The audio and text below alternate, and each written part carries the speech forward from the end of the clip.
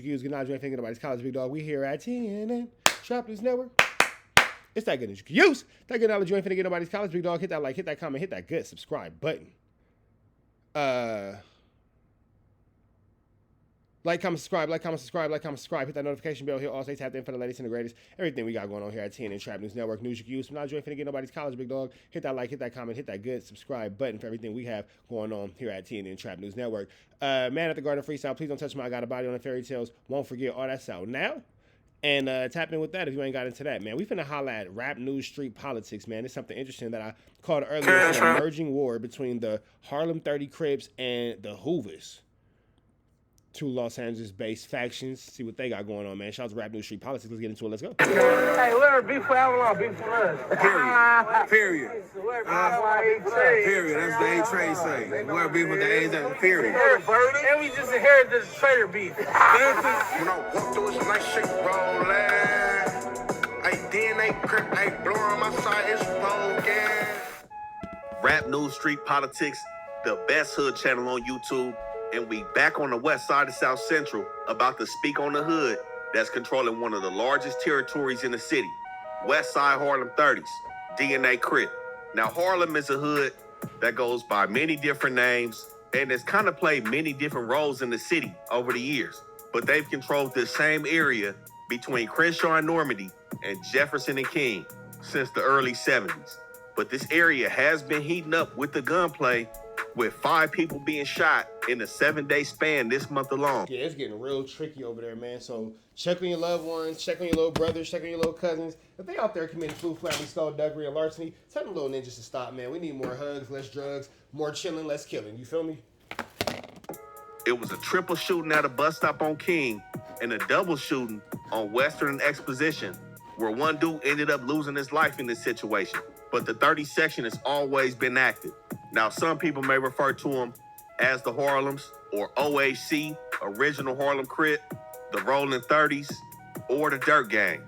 Now, the Dirt Gang really came from the Dirty 30s, which is not a diss to the Harlems.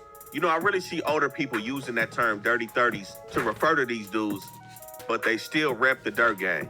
And some other terms that we've heard become synonymous with this hood is ASM, NSA, and DNA. So DNA is going to be just that, the makeup of this hood. Dinker Park, the 9 or 39th Street, and the avenues. Now, 39th Street is going to be really, arguably, one of the most notorious sections. That's probably the most notorious. I was just finna say, that's probably the most active part of they hood. 39th Street is where it get cracking at. Over here, everybody knows. And big shout out to the Harlems, man. Big shout out to the Harlems. But big shout out to the Hoovers as well. We're not picking sides here. Shout out to everybody. Shout outs are hard. But the Dinker Park Hotheads and the avenues also have reputable members that come out of them sections as well. But like I said, one of the most notable is going to be the 9. Now, NSA and ASM, those are going to be kind of newer terms. You guys might know that from that rapper ASM Bobster. That have really been associated with the Harlems. I would say within the last 10, maybe 15 years, those terms have really become popularized over here in this section. Now, they are derogatory, so I'm not just going to say them outright, but this is really what the Harlems pushed and what they've been known for over the years, really beefing with all the Bloods. I already talked about it. The reason why I'm really viral is because of the ASM shit. I have a real controversial ass name. ASM is real controversial. So that, first of all, that draws attention. And it wouldn't be no that if it wasn't for, it wouldn't be no ASM if it wasn't for no NSA. I'm gonna just say it like that. ASM, NSA, that's the same thing. So I can't be ASM if I'm not NSA, and I can't be NSA if I'm not from Harlem because we're NSA. You know, some of their members claim to be the only Crip hood that beef with all the Bloods in the city. And we know they surrounded by Bloods. To the west, they got the Jungles. North, they got the Biddy Stones and the Rolling 20s. And to the east of them, they got the Fruittown Brims. But we got to speak on some Crip on Crip beef that the Harlems have also been known to take part in. Suppose y'all who don't know, the Harlems used to get into it real heavy with the 40s, and that was an ugly beef. I didn't like that one. I'm not gonna lie. I wasn't too fond of that one. You feel me? I think that everything should stick with everything, and everybody should stick together. I don't believe that everybody should be going against everybody. I don't be liking that. We're gonna speak on their beef with the Hoovers, which has been said to be like an on, off, and on again type thing. They have went to war with the 40s, and they've went to war with the Avalons as well.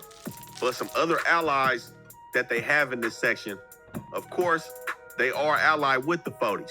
We're going to speak on the fallout and the comeback of their relationship with the 40s. And we know since they're part of the O-Car with the Rich rolling, we see them for sure being tight-knit with the 30s to the 100s. Now, one thing everybody knows, the 30s are not neighborhood. But as of today, this may be the closest they've been since their inception to being considered a part of the neighborhood car. And the set that they share their hood with is going to be West Side ATC, Alley Tiny Criminals. Now, the Harlems is going to be cool with ATC, and ATC is going to share their beef with the Bloods as well. Now, we seen a high-profile murder over here in this area that they share off Bud Long and King, where two Hispanic brothers were gunned down in broad daylight back here. But like I said, ATC is sharing beef with the Harlems, with the Fruit Towns in the 20s, and the Harpies. But some of their main enemies is going to be across King, beefing with street villains in 18. Now, I wonder how that goes, because if they're criminals, that would align them with the Hoovers, but they are in the Harlems. Let's see how this goes. It's interesting. Street. Fuck around and the biggies in blue. And if you fucking with the enemy, goes fuck you too. I've been at King Park, posted gang banging in some trucks. Gang unit passing by, we throwing up gang signs. But other hoods Harlem is kind of leaned on throughout the years is right across Crenshaw in the West Boulevards and the Midtown Mob schoolyard. Now, this Midtown West LA area could be somewhat of a confusing situation, especially within the last decade and a half with schoolyard, West Boulevard, and the 30s. We know at one point in the early 2000s and the 90s, schoolyard was beefing with all neighborhood Crips. They was on the fence about whether they was pushing a deuce or the tray, and they was beefing with the West Boulevards. Now, the West Boulevards have always been known to favor the deuce and favor neighborhood Crips, but the schoolyards did get along with the 30s through their trials and tribulations with the 6-0s, or like I've said previously, with all the neighborhoods, because I've seen the schoolyards diss and go at all neighborhoods from 40s to the 100s. And I've seen schoolyard and 30s kind of hash out differences with like rumbles and situations like that, and I know gunplay between each other. It was interesting. I remember being locked up in 2007, and it was some dudes from, it was a dude from Harlem, there was a dude from Faux Trey Gangsters, and they had like an understanding. But then like the dude from Harlem would get into it with the dude from BPS. It was an interesting dynamic, and it was an interesting thing to follow. LA gang politics, y'all, are like Disneyland, bro. They got blackout dates without no notice. So, you know, you could be cool today and be beefing yesterday, or cool tomorrow, whatever, blah, blah. It's all flu, flammery, skullduggery, and larceny. And we know Venice Showline has always been tight-knit with the schoolyard. Tell your mama, stop, take it, stop telling your mama. She already said she's gonna come, so she came on trying to blaze. Stay still, you was talking, stop running from me. Don't lie, I already know I ain't showing it. My nigga, bring that shit back, don't stop. Her baby thought he got chips, he said I'm up to get got. So what we see today is the schoolyards have kind of dropped that all hood situation where some members pushing the deuce, some pushing the tray, and they fully gravitated towards this deuce time line because the show lines push the deuce heavy and the West Boulevards push the deuce. And this has kind of brought everything together between the show lines, schoolyards, West Boulevards, and the 30s. But another alliance that the 30s has on the east side is with them hoods that's moving coast to coast. We know for a long time they've been tight-knit with the East Coast Crips, pushing Harlem Coast. But they also push 430, which is their alliance between 4-Pack Gangsters, which is Okay, yeah, so that's what I was saying. 4 Deuce, 4 Trey, and 4-8 Gangster Crips. Yeah, okay, so yeah, I remember that.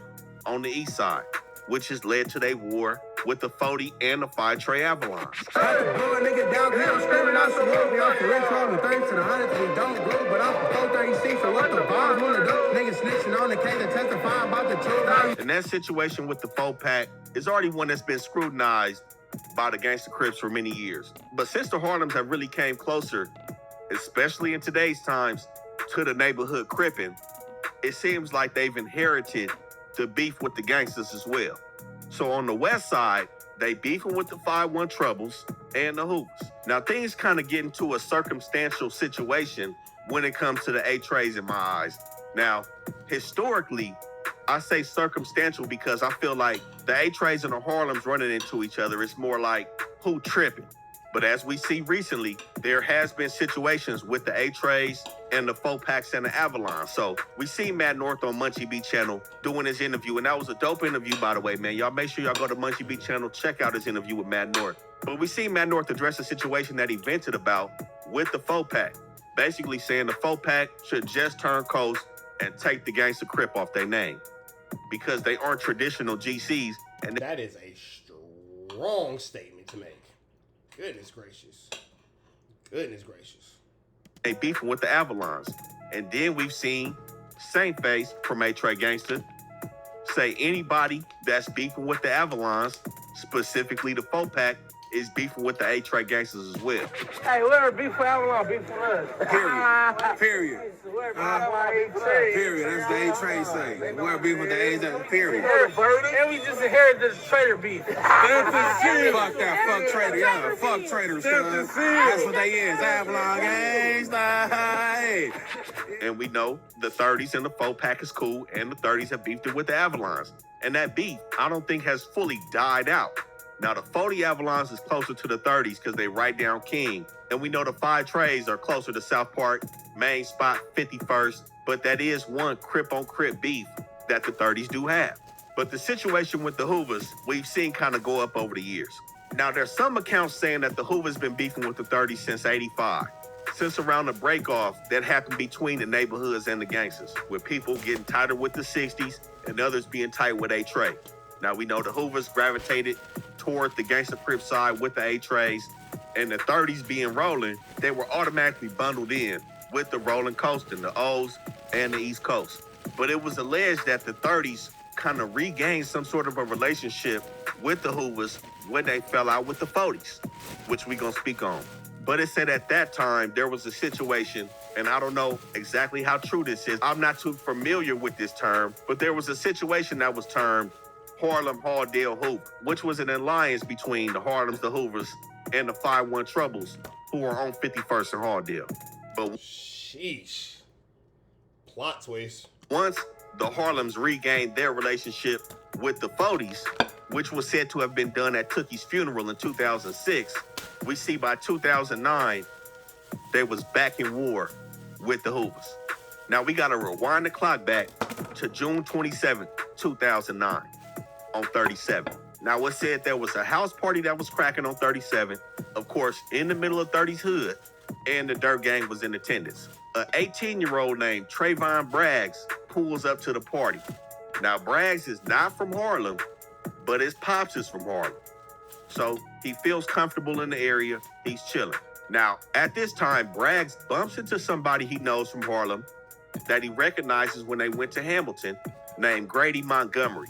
AKA Shout out to Hamilton High School, home of the Yankees. I went there, one of my 5 schools.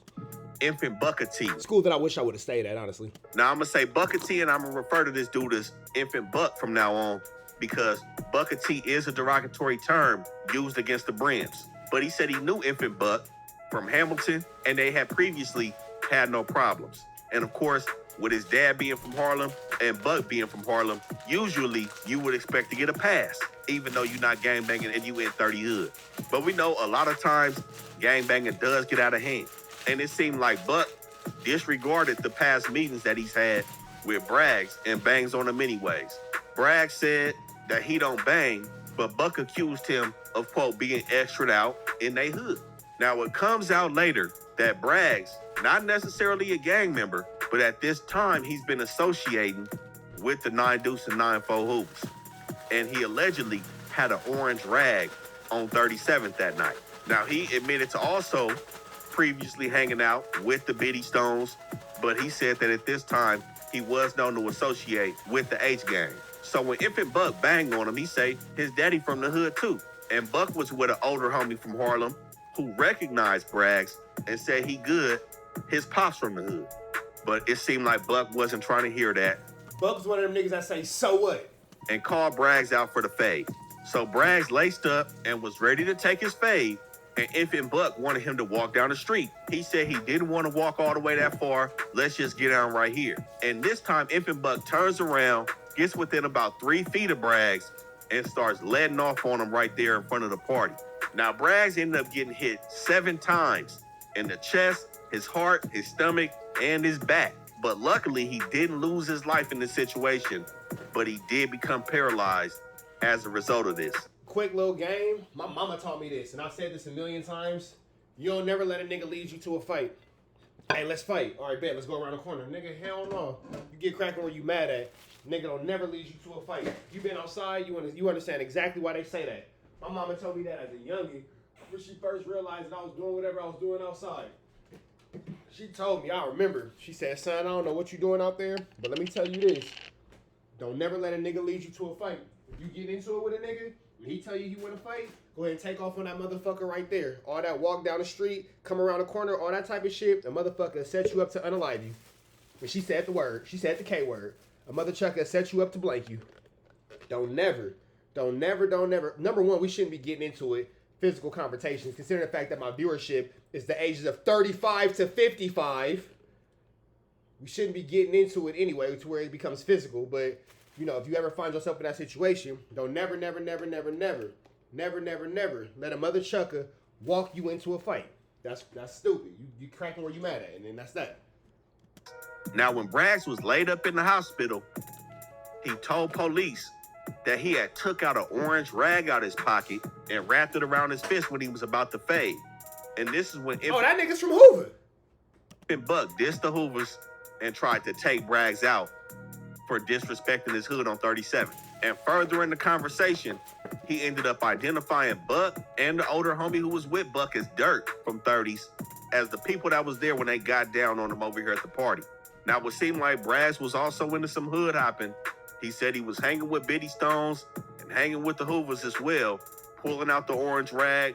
So, you know, I do think it's messed up that the situation came to this, especially because his father is from their hood. Now, I don't know what type of member his father is, but it seems like there was no respect given to Bragg's dad being an older member from the hood, because Infant Buck was not an OG either. So I think it really should have resulted in the fade.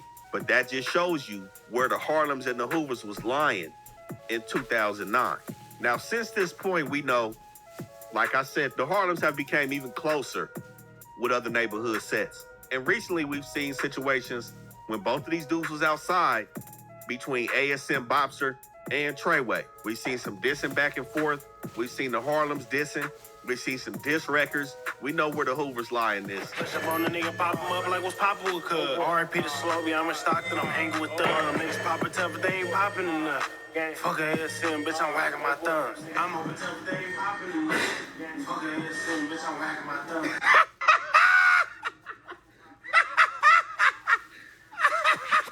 But that's not really heavily spoke about, especially because the 40s and the 50s are closer to the Troubles and the Five Deuces.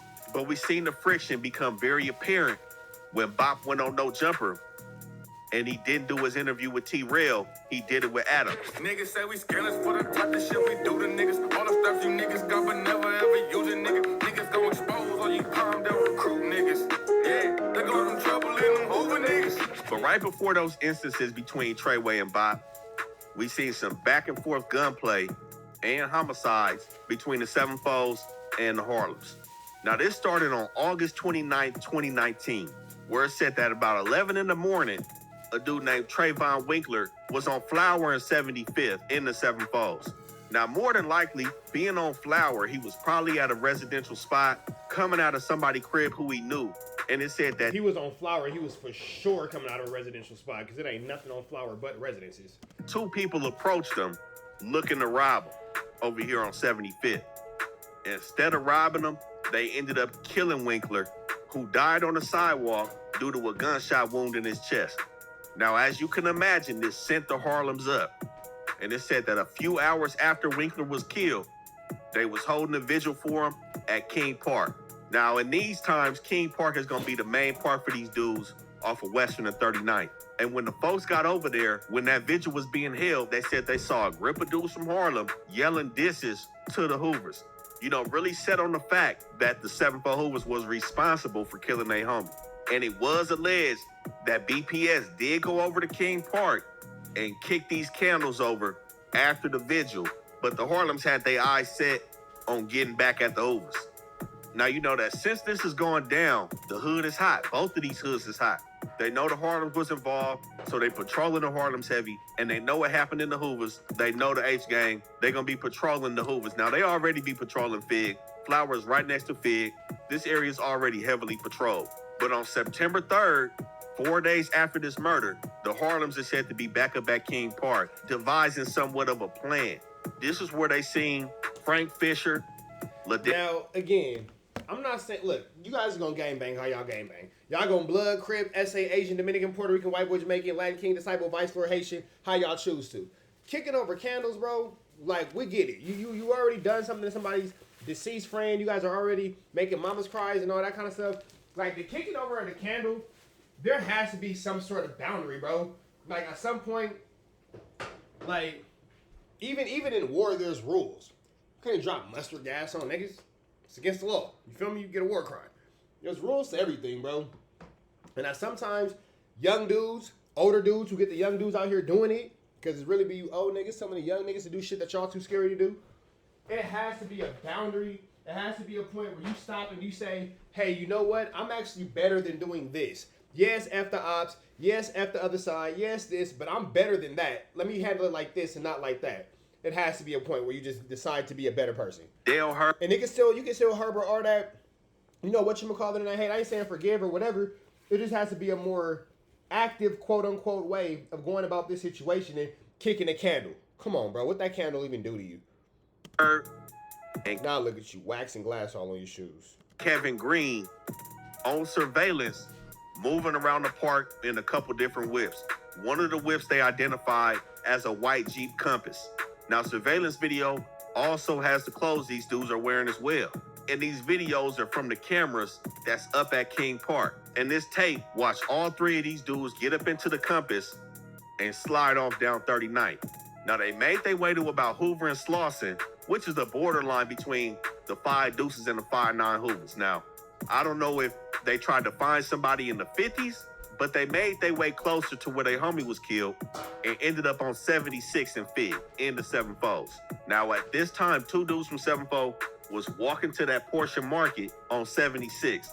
Alan Bowen and another dude who was named TB in the paperwork. It said when they went inside the liquor store, the dudes from 30s rolled past the store on 76. And at about 10:30, Alan Bowen comes outside the store and is waiting on TB to finish buying what he got. Now, it said as soon as Bowen come out the store, 2 dudes jump out the Jeep wearing hoodies, approach him, and bang on him outside the store. And it said that they yelled out Harlem and led off on Alan Bowen, killing him right outside this store on 76 and Fig. And again, bro, like all this, like we really have yet to hear a reason as to why these people are getting into it with each other outside of just because. Like, there is no actual reason. Y'all niggas ain't even heard a story yet about somebody losing their girlfriend. Like, literally. We have yet to even hear a story about a nigga losing his girl. Like, all this right now, all this back and forth they got going on right now is literally just fucking because. It ain't no real reason. It ain't no fucking real reason. You niggas is just out here just doing shit. And now it's turning into the ultimate game of get back. Like, fuck, you niggas need a fucking intervention, bro. Shit.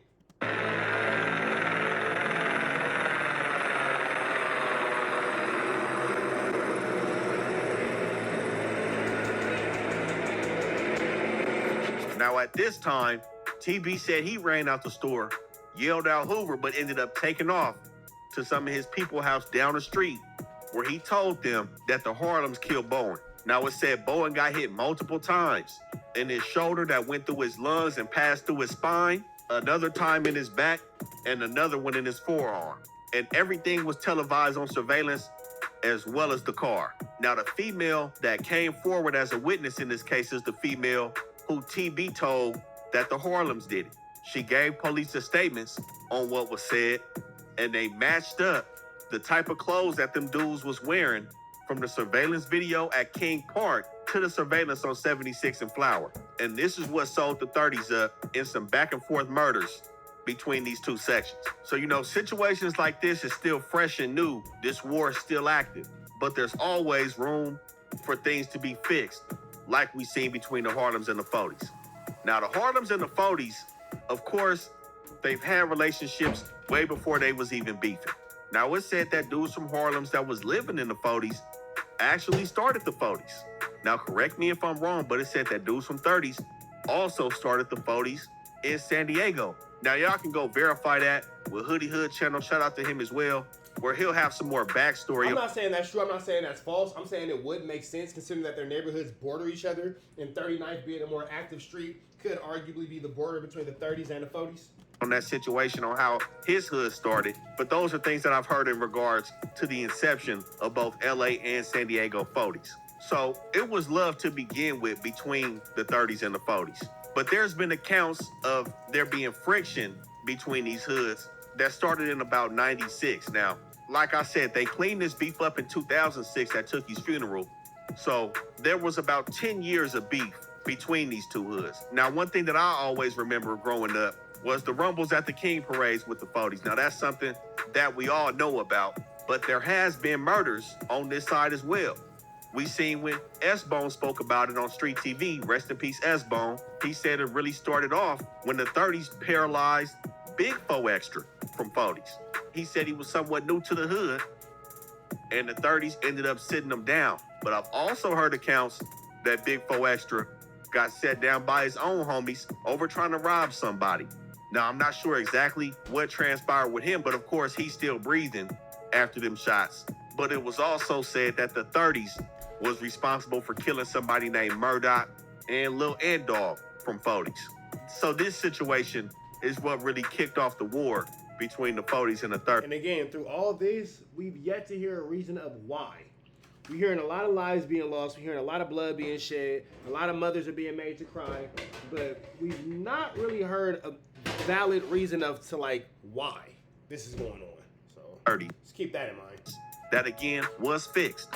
So honestly, I'm gonna say anything's possible even after blood is shed. But like I spoke about on the east side, I have seen the Avalanche still whacking out the 30s. So there still is crip on crip beef with the Harlems.